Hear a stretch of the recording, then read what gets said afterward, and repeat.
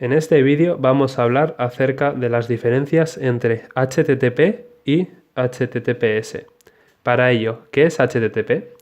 HTTP es un protocolo que permite la transferencia de datos entre nuestro ordenador y el servidor. En este caso enviamos un 2345 y al ser HTTP estos datos van sin cifrar. A su vez, los datos con los que nos responde el servidor también van sin cifrar, por lo que cualquier pirata informático que intente robarnos estos datos podrá leerlos sin ningún tipo de problema. Para solucionar este problema, utilizamos el protocolo HTTPS. La S significa seguro.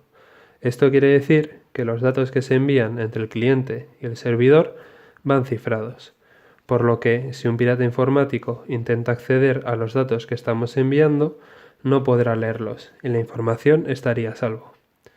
Por eso es recomendable que siempre que accedemos a una página web, fijarnos en la barra de arriba y ver que tiene un candadito verde, lo que nos indica que la información que estamos enviando va segura. I only call you when it's high.